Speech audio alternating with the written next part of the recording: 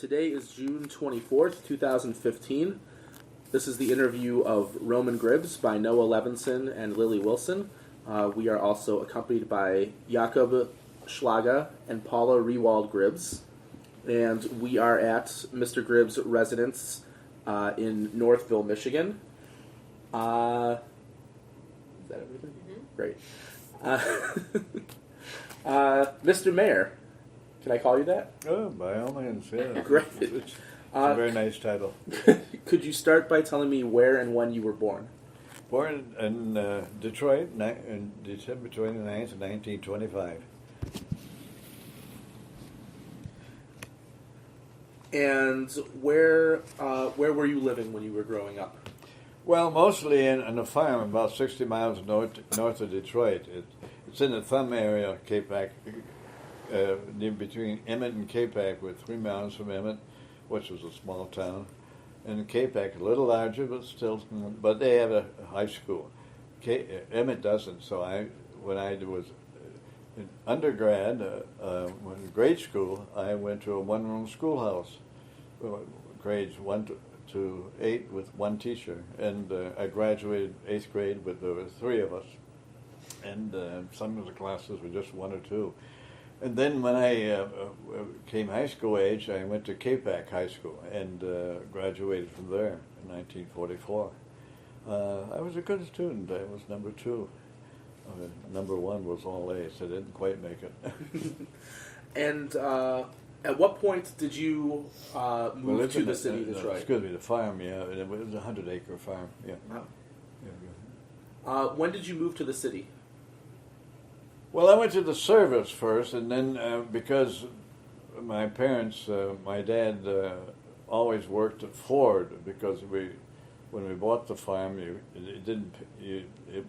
was only 100 acres, and we did make some money, but not enough money to pay for a living. So my dad, who had been employed at Ford Motor for many years, decided to keep working, and he'd work during the weeks, and on weekends he'd go home, came to the farm, and afterwards, when there were only 2 of us, and my brother decided that he wanted to become a priest. So he went to the seminary. It was left just to me with just the 2 boys and the farming. And I decided I didn't want to be a farmer.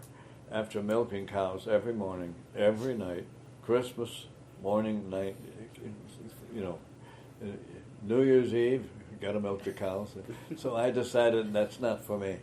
And the folks said, well, then they sold the farm. I went into the service in 1946. And when they said, well, they sold the farm and built a home here in Detroit, and when I left the service, came back to them in Detroit. Where were you living in 1967? 67? Specifically, like what part of the city? Oh, I was in northwest Detroit. Yeah. On Indiana Street. Yeah, married. My top daughter next to us here was about 8 years old. For the 67? No, I was 12. 12, okay. 12. Yeah. We were in Rosedale Park by then. By that time, yeah. Yeah. Oh, that's right. Yeah, it was Yes. Rosedale Park. Yeah, sure. In North Rosedale. Yeah, not in a different street. Not Indiana. Rosedale Park, Yeah. and not Indiana. Yeah. No, it's still- Edinburgh Street. And what were you doing in 1967? I was a traffic court referee. It was a municipal judge for the city of Detroit. They had 3 judges of the traffic division, and they had 6 referees would rule on municipal ordinances. So if you got a ticket or a violation, some sort of city ordinance violation, you'd come to the referees. And by that time, the city was about $1.5 million, and well, a little less than that. But it was just the normal business activities of city violations that were ruled on by the referees. What do you remember about the city of Detroit in the early and mid 1960s? How would you describe the city? Oh, how much time you got? as long as What you. I mean, what do I want to say. remember about what again now?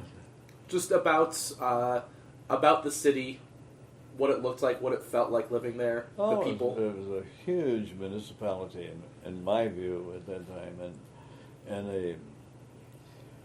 we were then the fifth largest city in the United States, and so there's anything you can think of, except that the popular names was the Motor City, because the auto industry began here and grew here more so than any other major city, and so we got to be the Motor City, and it was just a thriving, wonderful, all kinds of activities, baseball teams, football teams, all the athletic sports, and all kinds of activities you can talk about it.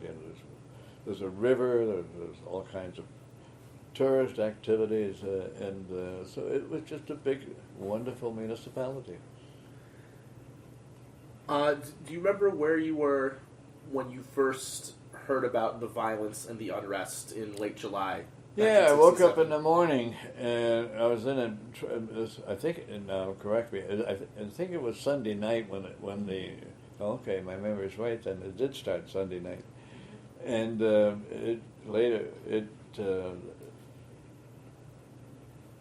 because the police were making a normal raid, they thought it was normal, and it was normal, as to a gambling facility that somebody had on a second level. And it was so huge the participants, instead of being a little after 2:00 when they raided the place, as they were accustomed to do, with maybe 2 paddy wagons, because they thought there might be 20 or 40 people. I guess there was over 100. It was just a massive, big gambling facility. And when the police made their arrest, I just remember reading about this, that they didn't have the capacity. They had the capacity to take them promptly to jail facilities, because they had maybe 2 paddy wagons, and they probably needed 4 or 5, and so they were waiting outside and guiding them. And this heaval around outside, somebody started throwing rocks and breaking windows, and there were so many of the people that were around that area, because it was known obviously as a gambling facility, that they started apparently breaking windows. Anyway, Monday morning I heard on the radio that there was turmoil in that area, in that vicinity, and I think I went downtown to work, normally to the traffic court where I was working, but I'm not sure. But at any rate, I did go downtown and waited till about noon, and then things were getting tough, so we closed down the operation, and I was told to go home and wait to see if they could use me in a judicial capacity as things developed, because there were a lot of people and turmoil going on, so you listen to the radio. And so I was asked just to stay there, to be available. So I stayed there for the next several days, during all the time as the riot began, and it continued for several days, whether it's 3 days or 5 or 7 days, depending upon where they put a stop into it. But after a couple of days, then the governor was called, and of course the National Guard came in, and anyway, and then I was at home at least that afternoon. I stayed there for instructions. Who was it that asked you to wait and sort of be on The call? traffic court referees. I was a referee. The traffic judges were the ones that directed us what to do. Yeah. And did they end up calling on you that week? No. Did they end what? Did they end up calling on you that week to act No, in some because capacity? I was not a judge, a referee, and they were using judges, and there were many judges. They closed the courts by that time, and they were simply arraigning. They had hundreds and hundreds under arrest, and they had problems of housing the arrestees, and the judges were then asked to participate in setting bond for those that were entitled to bond. So they had to have hearings and had to have a place. And as a matter of fact, because the jail became overcrowded, they opened up facilities on Belle Isle for the reason that Belle Isle, they didn't have the buildings to hold them. Even if they took them to Oakland County, there were just so many people. So they would take them to Belle Isle because the access was at the bridge, and there was one way of containing the people until there was some facility and some basis, a courtroom for a hearing and a determination by a judge as to whether he should be released or post bond. Do you remember for how long after those events was your court dealing with all of the civil infractions that came out of that week? Oh, weeks. In fact, trials, because several were charged with murders. There were, what is it, 42? 43. 43. I knew it was 47 members that were killed. And so, I mean, that took years before the trials were completed. There were all sorts of lawsuits as a result of that. So there's no time limit other than saying it was many years for all of them to be done. But after the riot, assembling and arranging and determining who should be released or a short trial, is it going to be an hour? Is it going to be 3 days? And the numbers were so high that I did not participate because, again, as a referee, we didn't have the judicial capacity as a recorder's court judge or a circuit court judge. By statute and by law,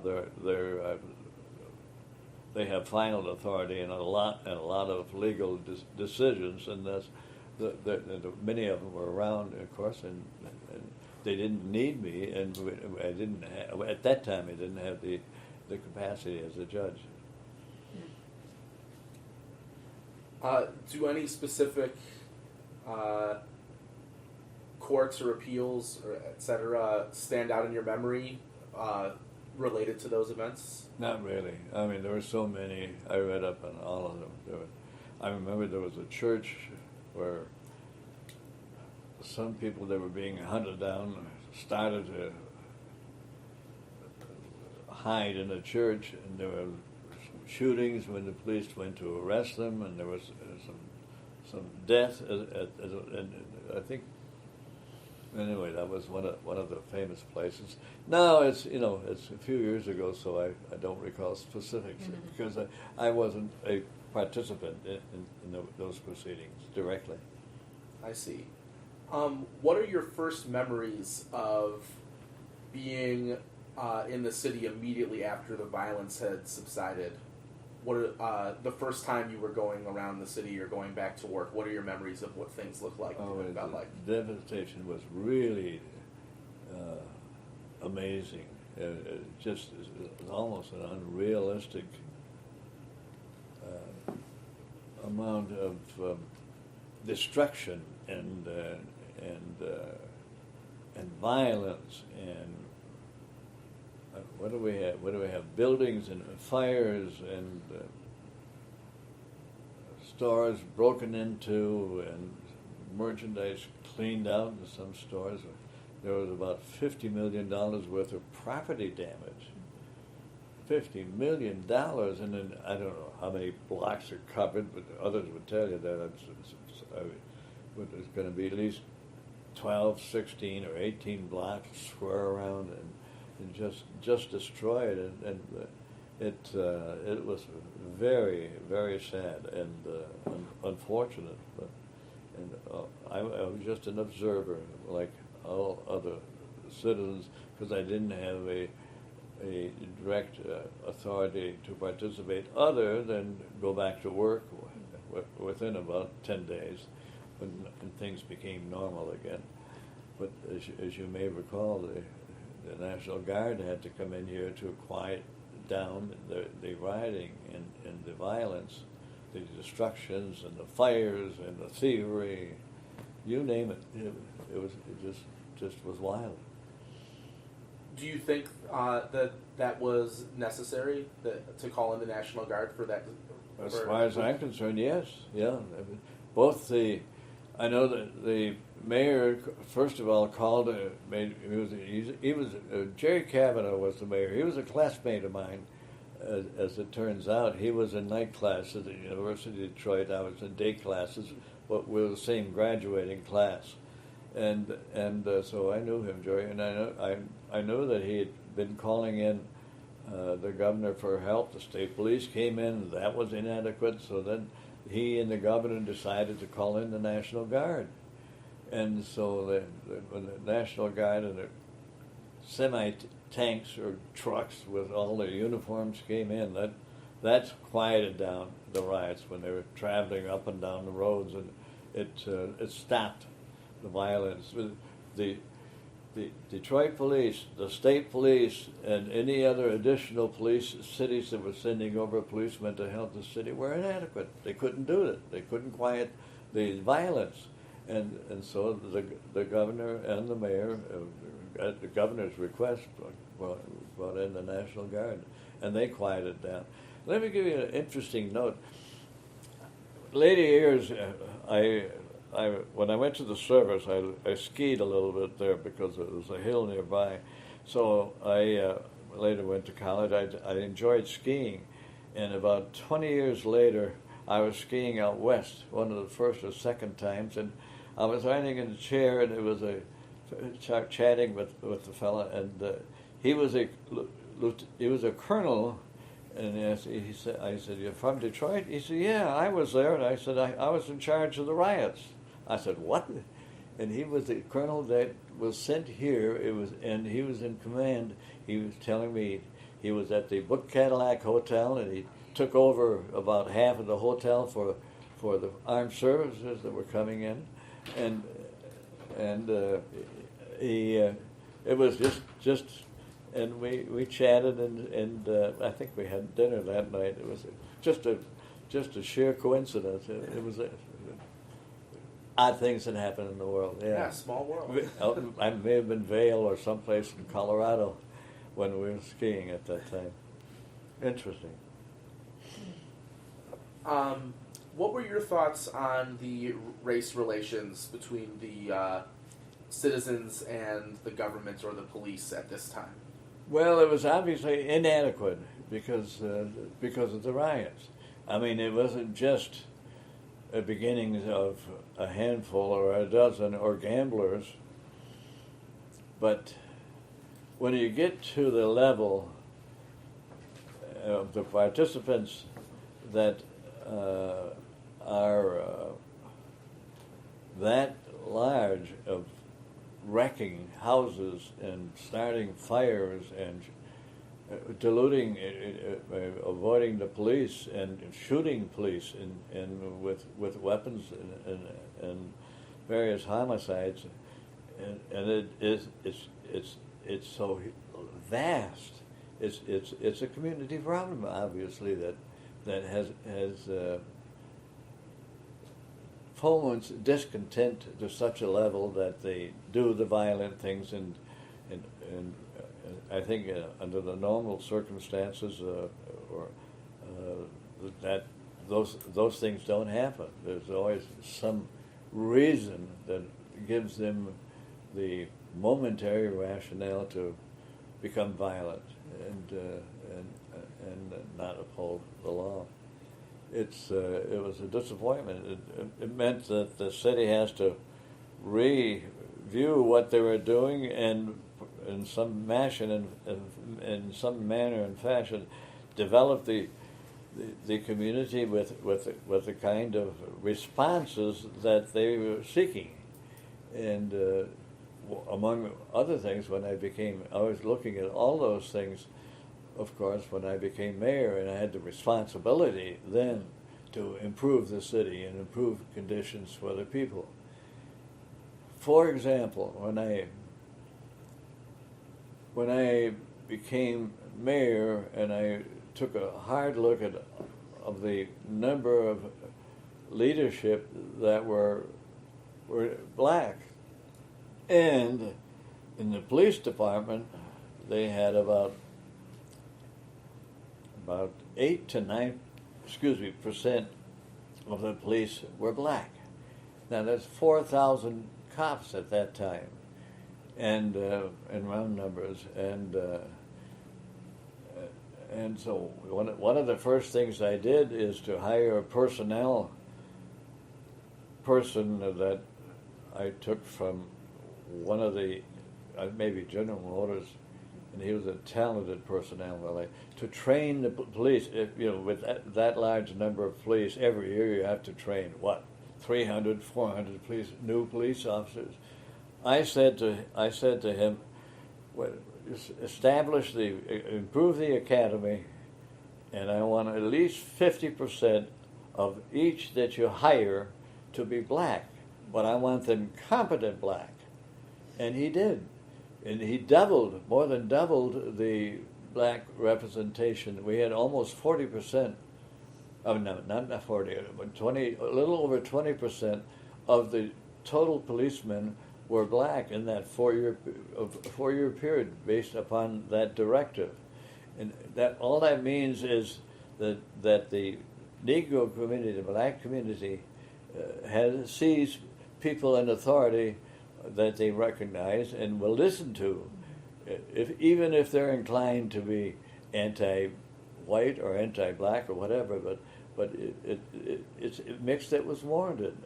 And if you have 40 at that time when I took office, about 45% of the people were black, and after the riots, many people were leaving. And not the blacks, but they were white people that could manage to leave, were apprehensive about their safety, and kids, particularly if they had kids, and schools. Schools were a problem then; they've been a problem since. But so there were many reasons for moving. So really, the very first thing they did when I took office as mayor was to appoint the deputy mayor. There wasn't a position, but I appointed it, made him deputy mayor, and I made him a black man. He was a black man, Walter Green. He was in charge of the state of Michigan human activities. I forget. He was an agency of human relations on behalf of working for the state of Michigan. And he was an outstanding guy. His wife was a principal at one of the schools in Detroit. So he lived here, and I had heard him talking. Before I became mayor, I was sheriff, and I heard him talking and became familiar with his abilities. And so I said, I need someone like you. Would you be deputy mayor? And I will give you full authority. If I'm not, if I'm out of town, you're the mayor, and you're running it. And that was helping to the integration that should exist. Yeah, and so anyway, that's one of the many things that I tried to do to bring the black community into the administrative phase of running the city. At that time, we had almost 25,000 employees. Now think of that, 25,000. 4,000 police officers, and by the time I was done, I raised the police department to 7,000 because crime was the number one issue even before the riots, and crime was an issue, of course, after the riots. And so what we needed was trained law enforcement people, and so we got the funding. And in fact, I was in Washington a number of times. We got several grants dealing with law enforcement, and I was able to hire quickly, within a couple of years, an additional 2,000 policemen and women, and that helped stabilize the city. And as a matter of official record, crime went down every year somewhat as a result of increased police officers and better law enforcement, understanding law enforcement. And now most cities were proud to have, instead of an increase, the increase was reduced. My 4 years, it was not just a reduction in the increase, it was an absolute reduction. and we balanced the budget too. Those are matters that maybe you're not interested in, but I had a accounting background among other things, and it's like anybody else. I don't spend the money unless we have it. And as a matter of fact, I should tell you this little episode. Within 3 months, my budget director and my auditor did an analysis, and Jerry Kavanaugh left me with about a $30 million deficit. And so to balance the budget, we had to lay off of those that were existing 25,000 employees. So after an analysis, and after about 4 months, each department head was told what they had to do to balance the budget and eliminate the deficit. And they have to, by union rules, give them notice, at least a month's notice. And they send out notices of layoffs in about a month. So I'm in office for about 6 months. Page 1 of the newspapers: first layoff since the Depression. Now, the Depression is 30s, and the first layoffs, the Depression, and that's a terrible way to have a new mayor, but that's what I did, and it worked. It worked out fine. Because we balanced the budget that year, we did after that, and that's the way it should be run. Anyway, that's part of the job. Yeah.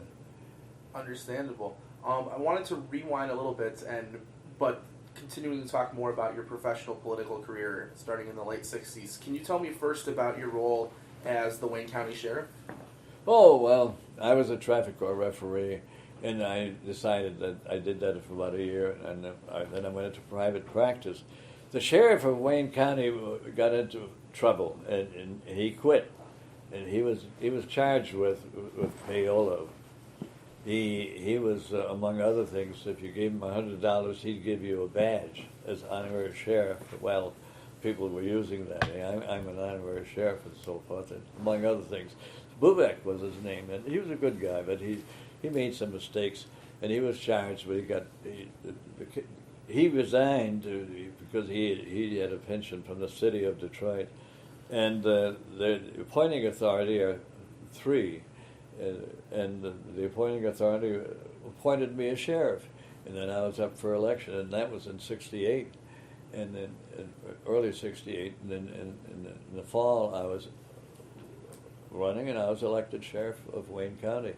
So I was sheriff at the time of '68, and did that until Jerry Kavanaugh was going to run for another term.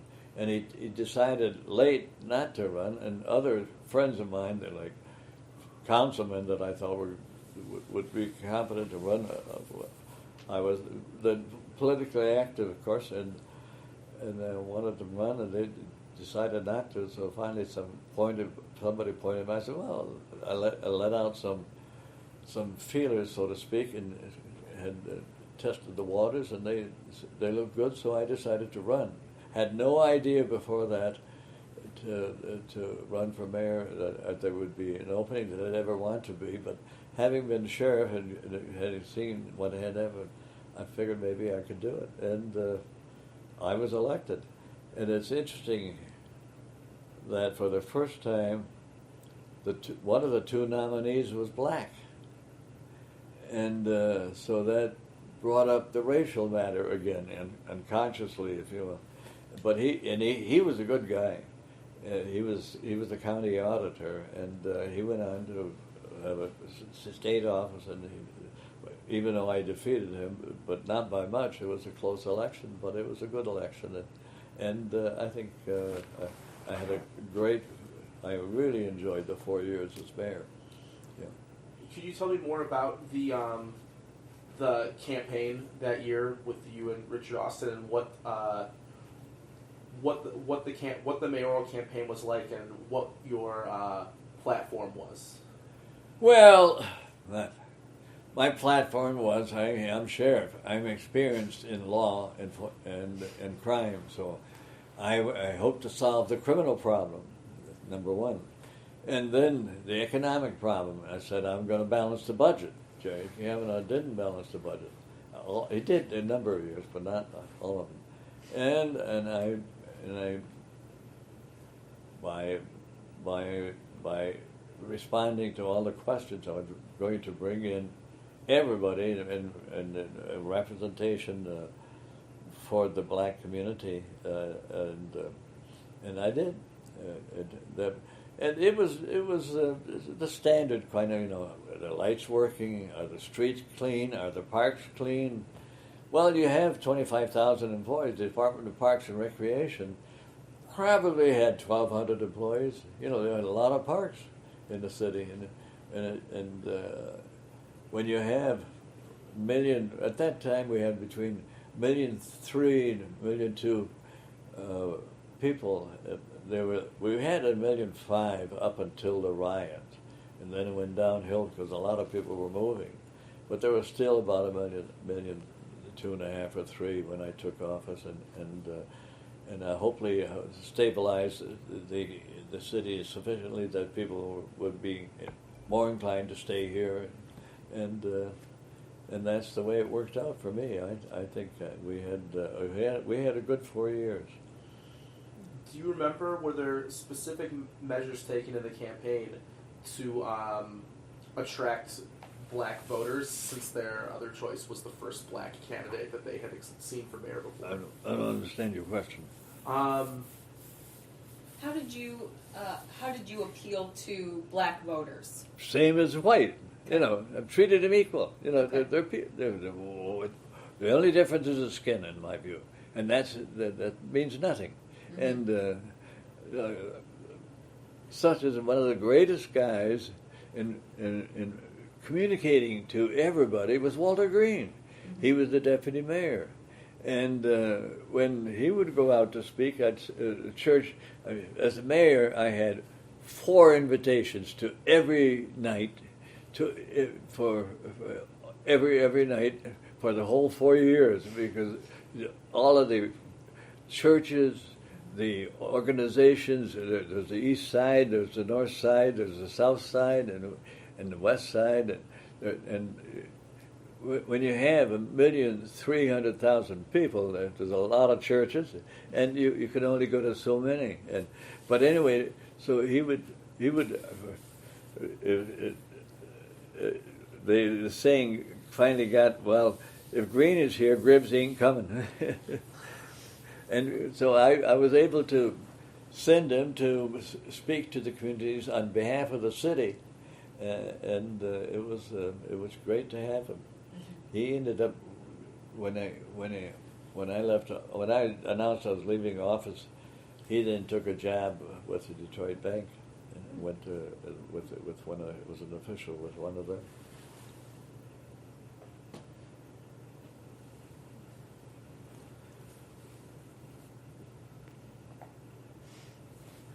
Did you consider running for another term as mayor in '74? Another term? Another term as mayor. Yeah, I considered it. But at that time, I had 5 kids, and that's a long time to be away from the family and the kids. So I had to develop a system, and I said to my secretary and others, I'm going to be home at least 2 days, and I'm going to try to make it 3 nights at least to be home for dinner in a week. And I'll never forget the first July week when we had the fireworks and other events. There was always something gone. So every night I was out at dinner time doing something or another. And I said, I'm never going to do that again. So, because you got to have time with kids because you want to, and you should be home. So that was one of the reasons. And I thought I'd made a lot of changes, and had hopefully established with the personnel we had. I had some great people that worked with me and for me.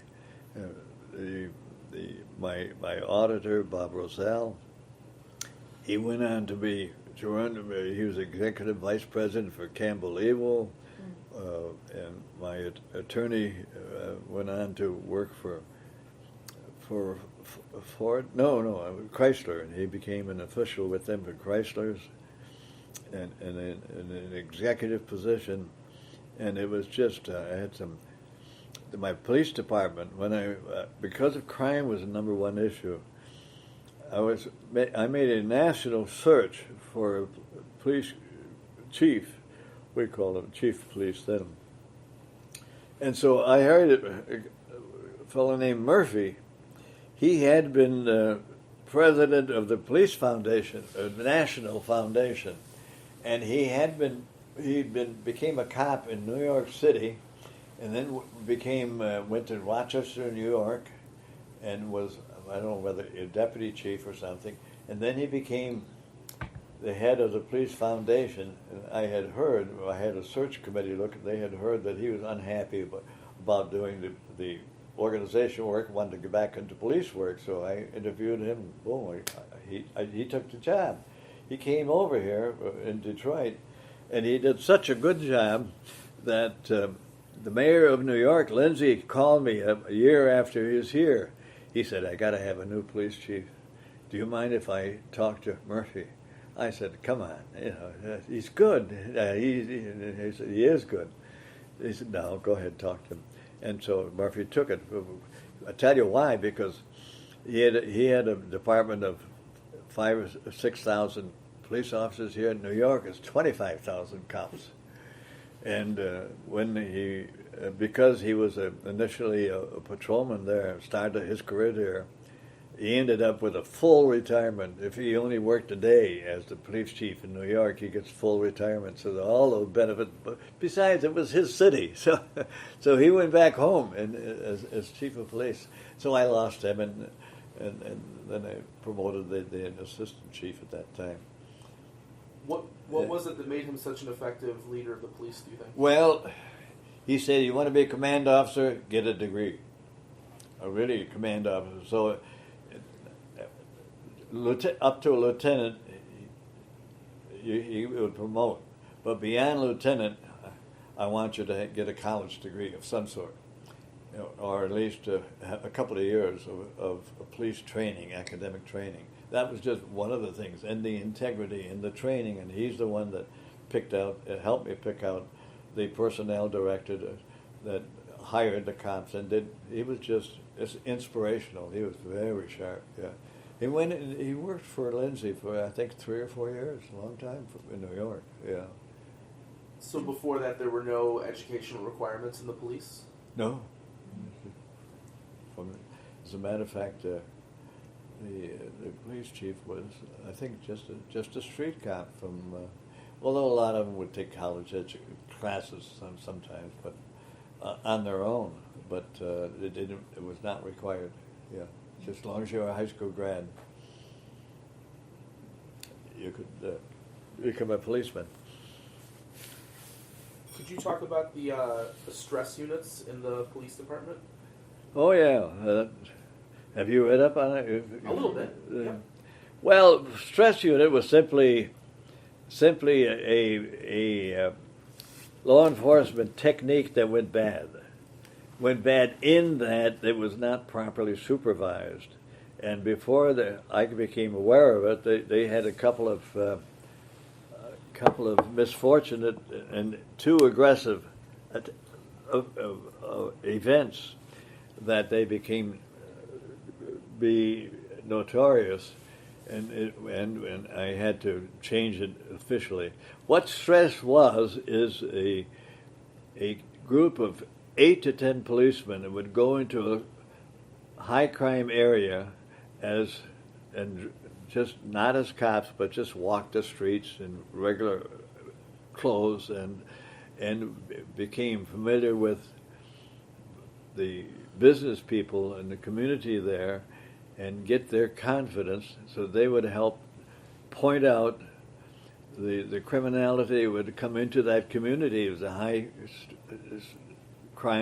stress crime community, and as a result, they would learn within a couple of weeks, because it doesn't take long if you're walking there every day and talking to the neighbors and the store owners and so forth as to where the bad men were, and they would circle on some of it, and once they were identified, they would make the arrest.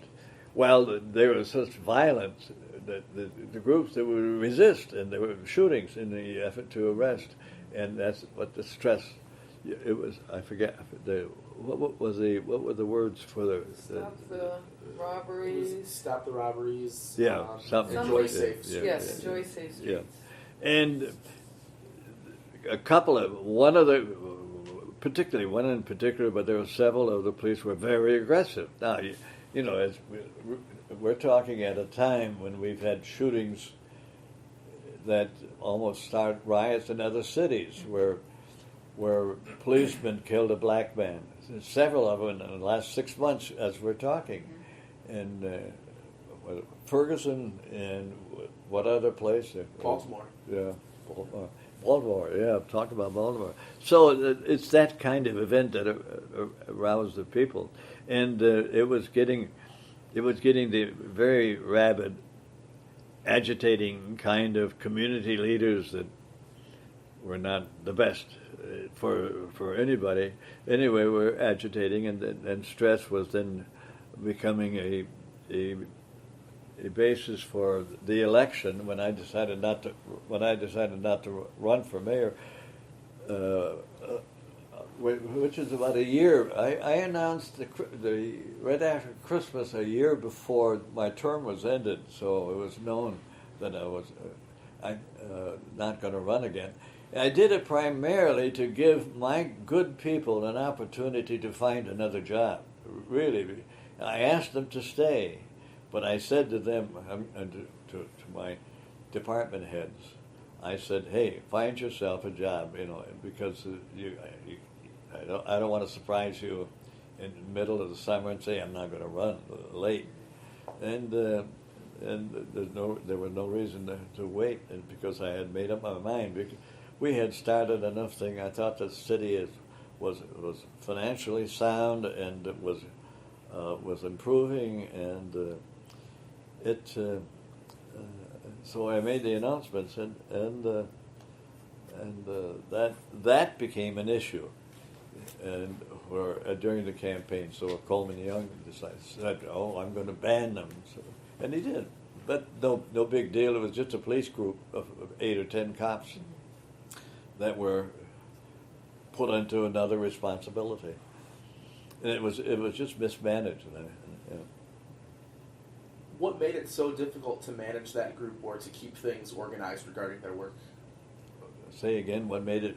What made it? You've said a couple times that the idea behind stress is sound, but that they were mismanaged. Well, what because you don't put an aggressive cop in that job, because it's too sensitive. You know you're going to have a shoot 'em out because you're going after the shooters. You're going after the guys with guns, and or gamblers or sophisticated crooks is what you're going after. You're not going to the guy that steals a book from the bookstore and so forth.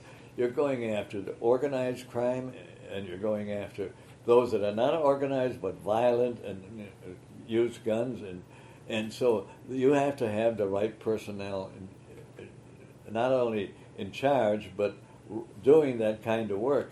And they had a couple of guys that were quick with the trigger on the cops. They like you. Most recently, I don't know each one, but we've all read about Ferguson that they claimed the shooting was inappropriate. Shot in the back. It's inappropriate, obviously, if that's the case. But there were others. The cops were justified in shooting. And that's always a serious question when there's a death involved. Did you have to pull the trigger? That's always a delicate matter. And you don't have time to discuss it before you pull the trigger. That's the problem. Bang, bang, something's happening. Either he's going to shoot me or I'm going to shoot him, I guess. And those circumstances arise. When you left office. Pardon me? When you left office. Yeah. Did you feel that you mentioned that you had balanced the budget Yep. and the police force was becoming more integrated. Yep. You felt that there was a good chance that Detroit would come back from. Oh, I thought so. I thought so very positively, and I even started a lot of programs called one is called Little City Halls. It wasn't my idea. They did that in Boston, and I went up and I heard about that in Boston, and I at mayor's meetings I talked to the mayor of Boston, Mayor White. What you do is open a store. And here you got to remember it's 1,300,000 people. Right. So you got a neighborhood, let's say the south side, and we opened a store and have a policeman and other city representatives there, so that they're there not 24 hours, but at least 8 hours a day, 5 days a week, where people can go there and get their license renewed, or how do I get the roof fixed, or how do I get a job, so the people could tell you. And from a police point of view and from the other kind of services that the city would have, it only takes one or two people to run a directive to help people do what they have to do with the city. I think I want to improve the house. What do? Do I need a license? Oh yeah, you got to get permission. If you're going to tear it, you're going to tear the wall off and so forth. Just file the application and make sure that it's the right people and that kind of thing. And if the light isn't working, we file a complaint here instead of going downtown. Mm-hmm. And there's nothing worse than I remember working with traffic court. We had three sessions, and they did a good job. When you get a ticket, they'll tell you to go to court at 8:00, or at 10:00, or at 1:00. And as a referee, we would have maybe 10 cases at 8:00, and we would be done with them within 2 hours. Mm-hmm. And we get the next bunch. And what you do is provide efficiency, so you don't go there at 8:00 and wait till 12:00, 3 hours to talk about a $5 fine and I don't want to pay, and that was a real education for me in justice, because you see, as a traffic court referee, you see the world right in front of you, and here comes a little old lady walking, and saying she's sitting in there, and she's one of about 10 people. When I had a court officer, we wore a robe, and we'd open court, and then I'd make an announcement as to the standards of what we look at, and then the clerk would call the case, and this lady would come up, and she said, "Well, I don't know what to say. Well, tell me what happened." And you're charged with doing this. And say not speeding, maybe a traffic light. And then she said, and I said, do you have a bad record? I had the record, because they asked, "Do you have a bad record?" "Oh, I haven't had a ticket for 20 years. Case dismissed. Goodbye." That's the way it should happen. You forgive them for that one violation, sure. And that's what justice is about. On the other hand, to come over here, and this woman is selling whatever merchandise and parking all over improperly in downtown Detroit and other places, and here she's got 22 tickets in 3 months. Right. And bingo, that would add up to, well, let's see, about $170, for these tickets, and boom, $170. Thank you, And if she doesn't like what I said, then she could right up to traffic court and talk to the judge. That's the way the system worked, and it was a good, efficient system. Anyway, you try to provide that kind of service for other municipal operations that are necessary. Yeah. So how you go ahead? I'm sorry. No, were you going to say something else? No. So after you left office, you had a sense that you had done some good work, you had gotten the city to a place that was stable, more hopeful, and I'm wondering, what happened after that from your perspective? How did you see this as now not mayor, but how did you see the city develop or digress? I mean, After. 40 years, all 40 years? No, during the next mayorship. We could start with like Mayor Young's tenure, maybe. Yeah. Well, I think Mayor Young was close. He could have been people think he's an outstanding judge. I don't think he was quite that. I don't think he was outstanding. I think he had a good term and a half, roughly. I was watching it closely, and I think he just stayed too long. Mm-hmm. I think he was efficient and would get in my opinion the fact that the first term and a half were good. After that, things began to happen. Mm-hmm. One of the worst things he did, though, is essentially say to essentially the community, but also outside of Detroit, hey, this is my city and I'm going to run it my way. Okay, now what does that mean? Well, I talked to other mayors and people that I dealt with, and they would say, well, we try to get a cooperative effort and so many things that cities deal with each other, traffic, lights, and regional facilities, water, sewers. And they said, it's okay when he deals with his people that way, but we don't like it when he's trying to tell me what to do. Mm-hmm. I'm talking about the other mayors. So the cooperation was lacking. And his aggressiveness went further than it should have gone, is my criticism of his. Mm-hmm. And there are pluses and minuses. The historians have said, for example, historians, I started, that Renson was started by me in 1972. Henry Ford and I were talking about, well, first of all, they started the Chamber of Commerce, I'll think of his name, anyway, said, let's have a group like they had in Pennsylvania. They had a committee of 100 that helped us, helped Pittsburgh, and let me get the group together, and we need your cooperation. When I was mayor, I said, oh, that's terrific.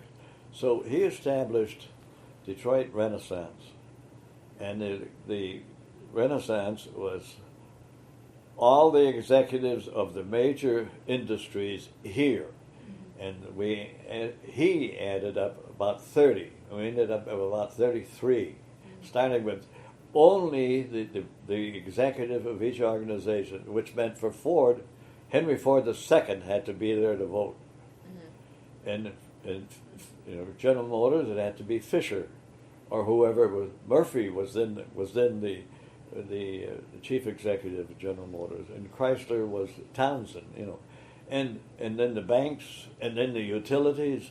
So a committee of 33, and Max Fisher was the chairman, and it was that committee that established the fact that we need something new downtown Detroit. So they hired Portman to establish the Renson, the plan for the whole downtown area, and the announcement was made in September 1971. And where's the plaque? I don't know where the plaque is. Anyway. Where is the plaque? Is it in your room? Maybe, I don't know. No, it's not there. Not where it's open. Okay. But anyway, we announced, and it was covered by Time magazine with pictures of me and Henry Ford sitting down making the announcement. What he announced was, we're starting a $350 million project. We're going to have a central hotel, 4 offices, another wing over here with 2 to 4 buildings, another wing over here with 2 to 4 buildings, all right in front of us, right across the water and on Jefferson Avenue. And it's there now. When I left office, the steel was still growing up, because you had to condemn the land and all of that. But that was a project that came about under my administration, and some historians give credit to Coleman Young, because they didn't get 3 years after he took office, they dedicated the building. It took him that long to build it, well, anyway, all he did there was watch the brick go up. And anyway, the good historians are giving me credit, and it's an attitude and an atmosphere that permeated the city and the community and the building and the executives in the community had confidence in my administration to then announce and to build and to give money. And the announcement was Ford was, as seed money, was giving 6,000, Chrysler 5, GM 5, and the banks 3 each. So there was about $30 million. And did I say thousands? A million, 6 million. So $30 million was the seed money to get it started, and then the rest was mortgage money. And it took. I think by the time they were done building the hotel and the first 4 buildings, I think it was supposed to be about $300 million, and it went up to about $370 by the time they were done for the first 4. And the rest is history. You got, all you guys, and madam, look at the buildings that are there. But I helped start it. It was my great joy, and it only became. I had good leadership, department heads that could deal with their department heads.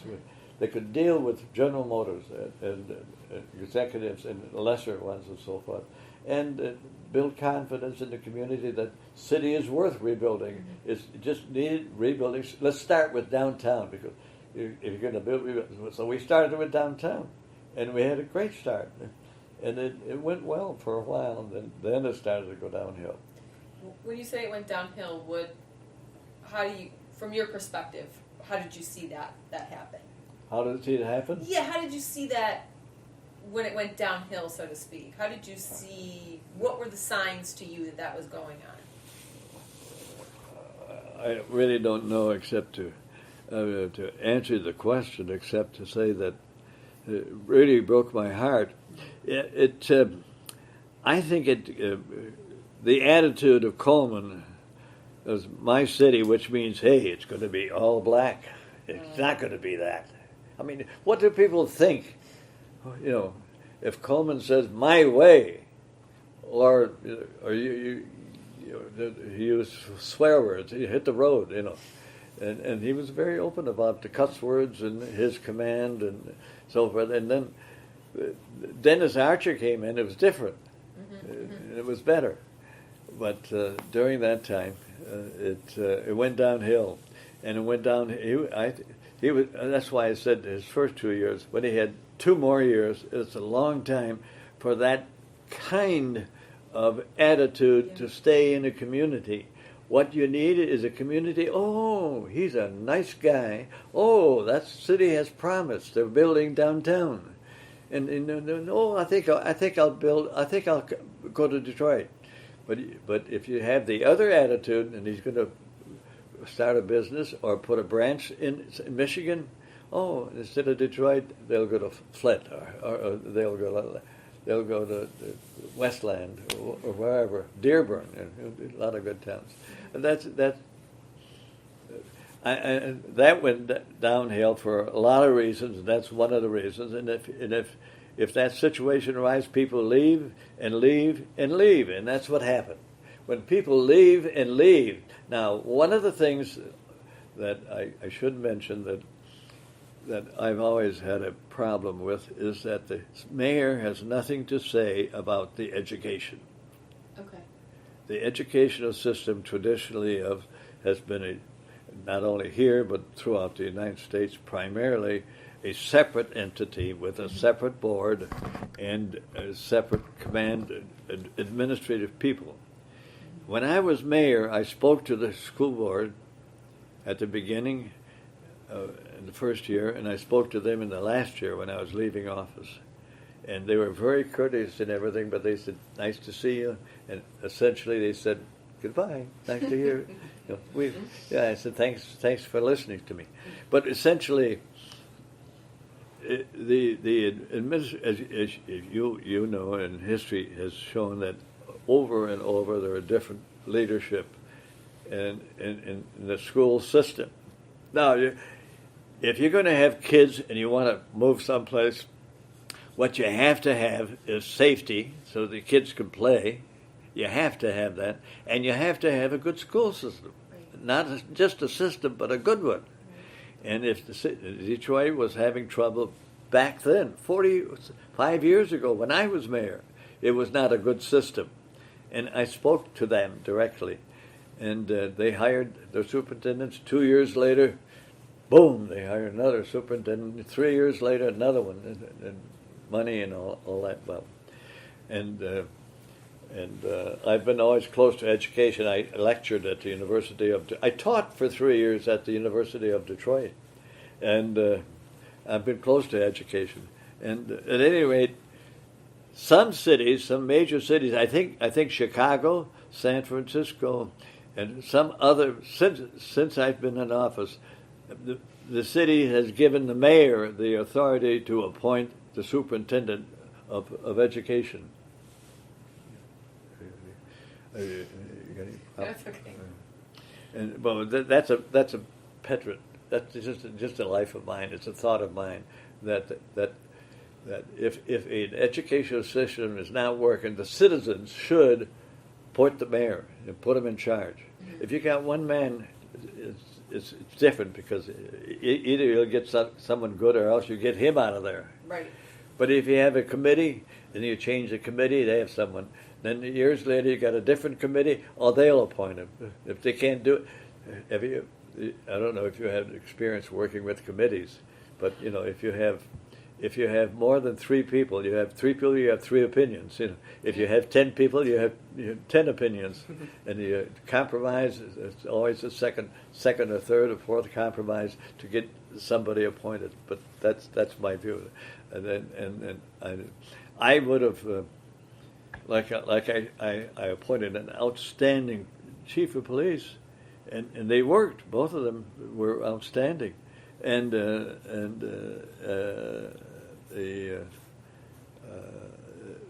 if they wouldn't do it, they were gone. Mm-hmm. I hired one fella that I made a mistake by taking not enough time to interviewing him, and I hired him. 2 weeks later, I fired him, but just made a mistake. But you can do that, and if you find something that's not doing right, you're in charge, and it's a massive responsibility. But if you do it right, and he or she does the job. Now, for example,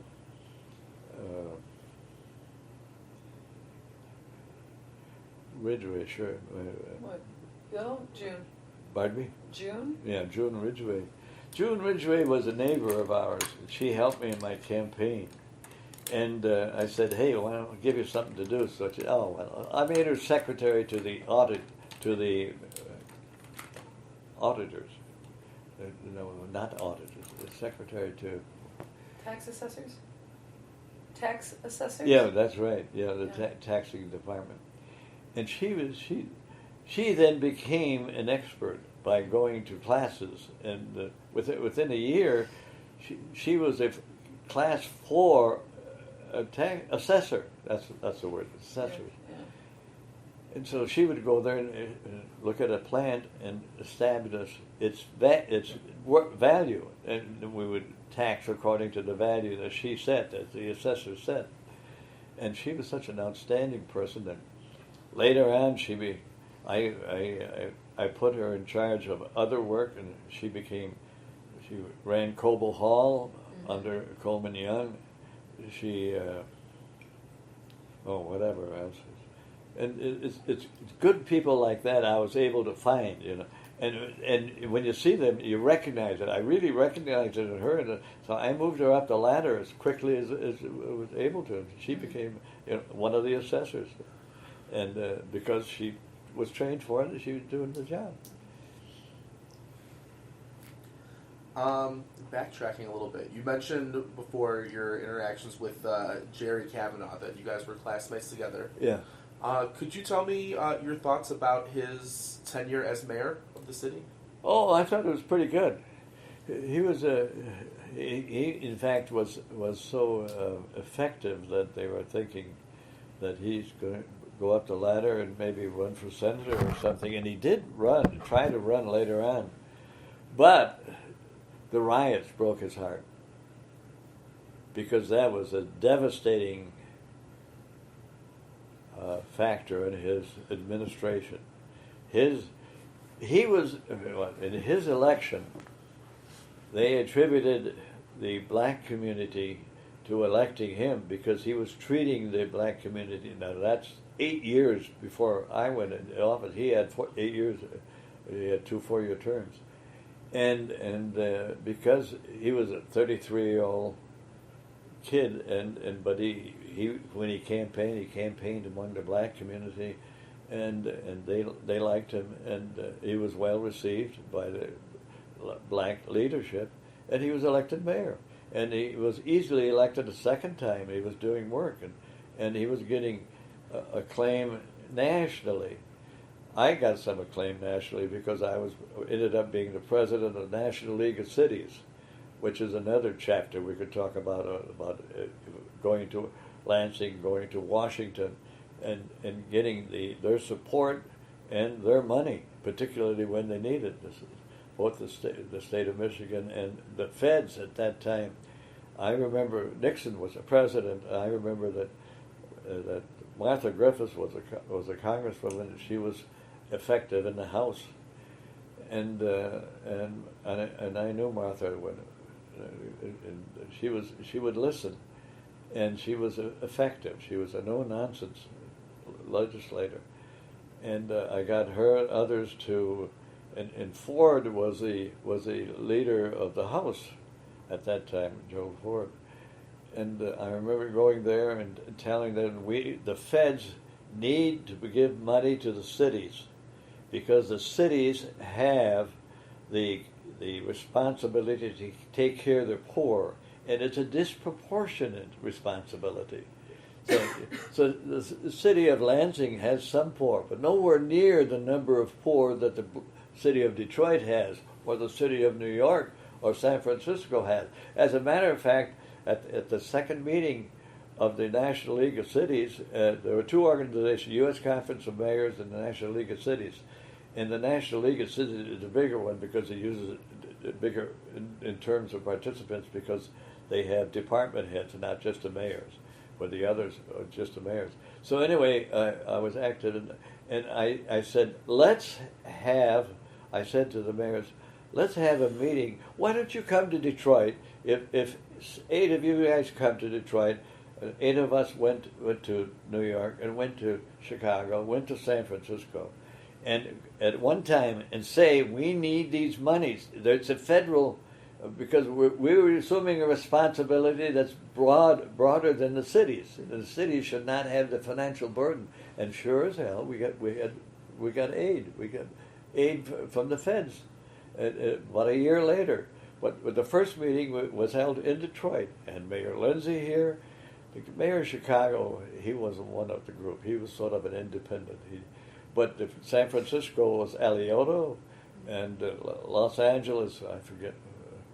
Anyway, and we had, and I gave each one 5 minutes.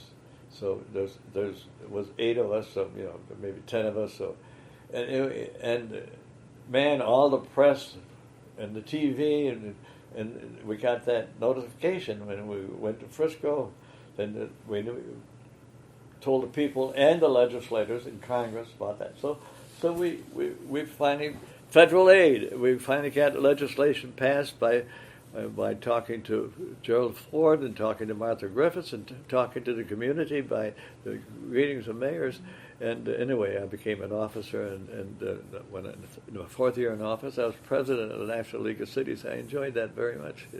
It's a big operation, but I remember being there for the signing of the legislation and being the personal guest of Nixon. And it was an exciting time. I really enjoyed being mayor. I tell you, it was. I wish I had stayed for a second term for many reasons, but for many reasons I didn't want to stay too. I had established a number of programs like the Lady City Halls, and the police crime went down, and it was a safer community, and it was people were starting to stay. And I was trying to get the education and help to the extent that I could, but we had a good 4 years, and it was okay for about 6 years, and then it started to go. More people started to move. When you have that sort of attitude, that, as they said, if you don't have safety, you don't have a school system, I'm living someplace else. Sure. You know, same rent, the same house costs, so forth. Yeah. Could you tell me about meeting with Richard Nixon when he was president? Oh, you said you met with Richard Nixon? Yeah. What was that like? Oh, it was very exciting. That was exciting. Yeah. Press and all that. Washington is, everything is news, cameras and all that. No, it was very pleasant, and it was sort of. I was sort of surprised that he finally came. When we started this effort, and we got things going in the House, because Jerry Ford was there and Martha Griffiths, and then we got. And I spoke to Senator Hart was then the senator, and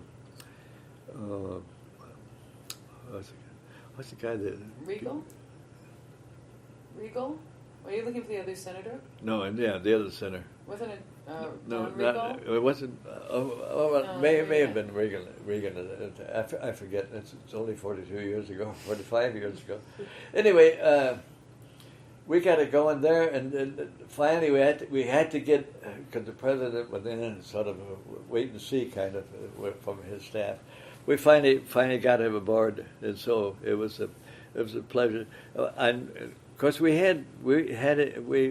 I was invited to, because I was an officer with the National League of Cities, I was invited to the meetings that the president would have at his cabinet room, and he appointed who was the vice president that then resigned? Agnew? Yeah, Agnew. He appointed Agnew as the director. When the first meeting we had in the cabinet room, he said, "I want you mayors to stay in touch, and I'm going to ask Vice President Agnew to be available to you people all the time." So he was our entry into the president's operations, and he was easy to work with, except he disappeared at short order, and when he resigned, but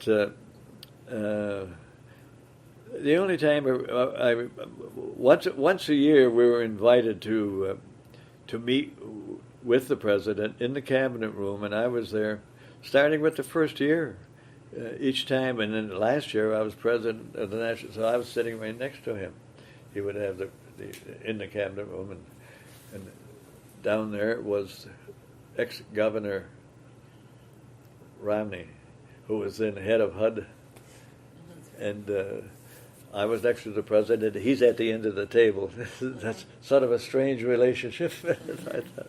But anyway, it was exciting. It was a great 4 years, really.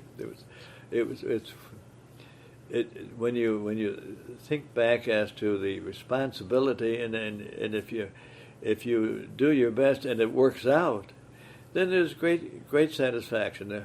I was satisfied in the fact that we turned the city around for a while anyway, Didn't turn it around for 25 years, but it turned it around for at least 10 years.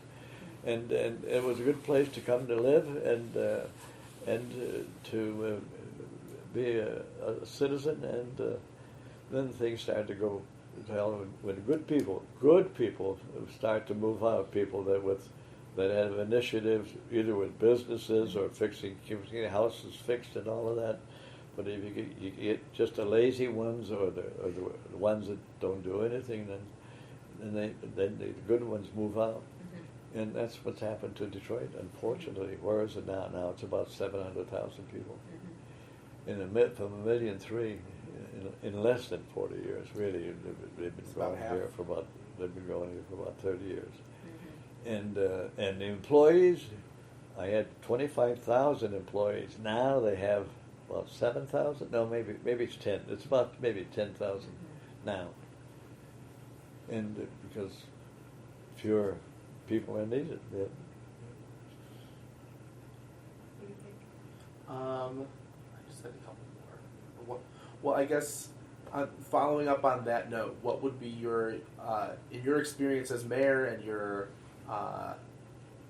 decades living in Southeast Michigan since then, what would be sort of your advice to Duggan and to other city leaders to help either to turn Detroit around or help keep it moving forward in the direction that some things seem to start to be moving in? Didn't hear the last part. Be what? What would your advice or ideas be to Duggan, the current mayor, and the leadership of the city to help keep things moving forward in the the city it's like running any business that has 10,000 employees. Period. You start with that premise, and it's a business. Well, a business of running a city. But if you just kind of analogize with a corporation or whatever you want to be, and you have that many people as employees, you have to run them, manage them, and you have select department heads.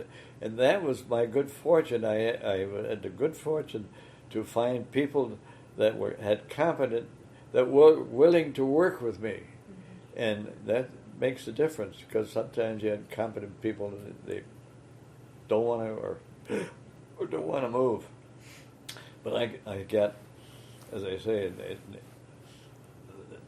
some of the people, all the ones that were my appointees, and they all knew that if they're working at my pleasure and only to the extent I would give them. You run the city, for example, the chief of police. I said, hey, I've got law enforcement background. I was assistant prosecuting attorney for 10 years. Then I was a city judge, and I was sheriff.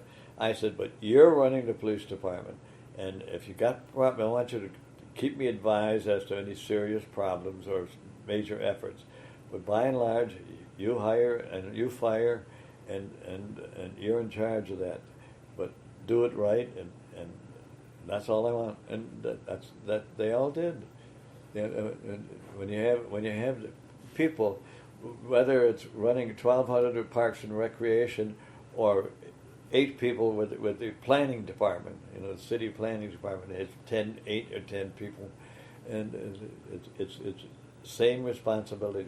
Do the job, and do it efficiently, and it works.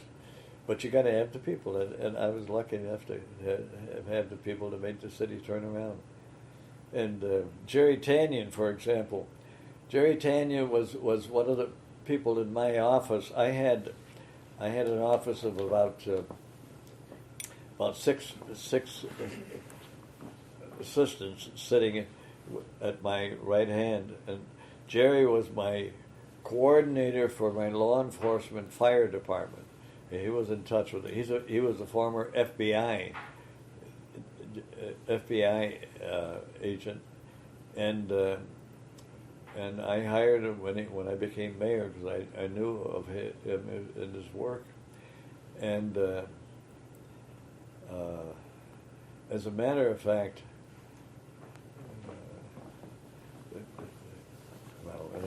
anyway, Jerry Tanyan,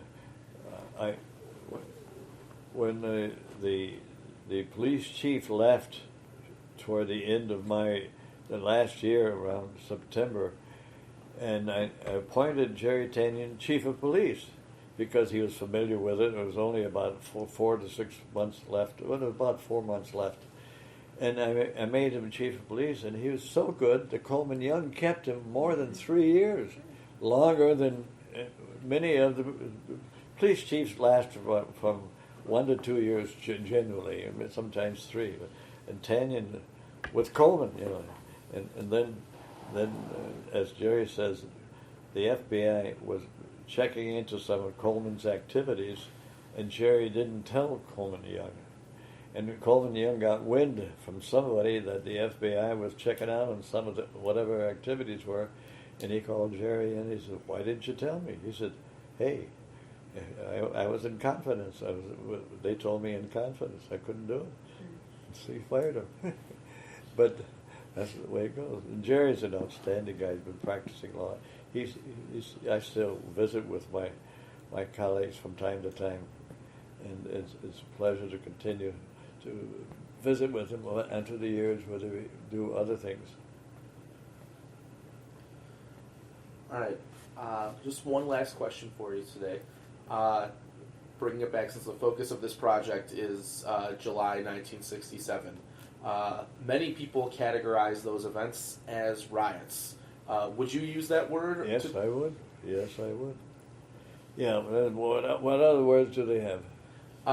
Some people have called it a rebellion or an uprising or a civil disturbance. Whatever description says it all. How can you say a rebellion when you have 43 murders, 50 million damages, fires and blocks of fires? That's not a rebellion. That's a riot. Anyway, that's my view. All right. Well, thank you for sharing that with us, and thank you for sharing all your memories today. Pleasure. Take that off. Is there any things you wanted to mention? The only thing is, actually, I was going to ask you a question, but I don't know. It's up to you. Whatever. Why don't you turn that off? It's only that no. You know what? I was curious because when you went and was working with Nixon, is that how was Detroit chosen for that Chinese ping pong diplomacy for this term? Okay. The Chinese, first time Chinese, it has nothing to do with them, though in reality in '67. So so it was just from my own point of view. Why did Detroit get chosen as the first place the Chinese would come? The Chinese to come? Yeah. Why? I had nothing to do with that except that at that time I don't know who was in charge. The ping pong. It was a ping pong. Yeah, it's the ping pong national ping pong championships. Contest. Yes, and I didn't. Somebody in that contest, in that fighting, thought it would be great for the city. I said, "Oh, by all means." Yeah, but this was it was considered part of a larger move by the Nixon administration to normalize relations with China. So I'm sure that wherever they were going to go, the first appearance that they would make was very strategic. And I was just wondering, I think it's a compliment. Did that have anything to do with the Federation working on the National League of Cities? Maybe. All I can say is maybe. I think the city was on an upbeat. So you had so that he knew about you and he knew about the city? It could be. All I can say is that it came to, I became aware of it. I said, open up all arms, of course, because this was a breakthrough. I'd forgotten, for the first time when Nixon made contact with the Chinese and had national relationship. And so when they came, I said, let's have a festival. Let's have a dinner for them. So at the mansion, I didn't live at the mansion, but I used it for events like that. So we had a dinner. And I invited all of the officials of the ping pong contest, and they had it at Coble Hall. Yeah, and then they had the event at it. And you were about 12 years old. And, a little bit older maybe by then. But yeah, I remember. That's right. And it was great. It was all great. Started here. This is why being the mayor of a city when it was the fifth largest. It was a wonderful experience. It's all the people that just think of that. Somebody from China was here in Detroit for the reason that Detroit still stands out. And it's the place to go when we make a ping pong visit. First visit in the United States in Detroit. Wow, that's terrific. And that's what leadership and good governance is all about. Hey, they're friendly people. This is the place to be. They're not antagonistic. They did have a little problem they call a riot, but way past. It's over. It's now 4 years of stability and safety. And it literally means safety. And I've forgotten about that. I'm up in years. I'm no longer 40 years old. One other question, really fast, was because I don't know if you covered this, or I think you might have just skirted over it.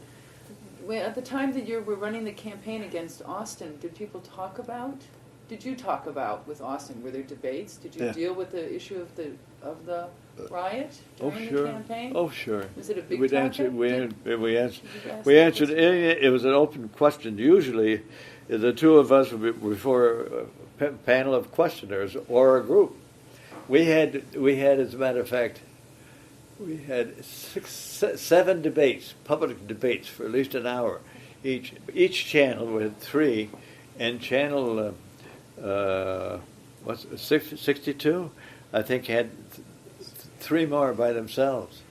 I mean, there were 6 or 7 altogether, and so we'd ask any questions. I said, we've got to heal the problems we had that caused the riots, and that's illegality, and that's crime, and so crime was and is still the number one issue. And then we have to keep the school system, improve that, and just answer the questions as they were posed.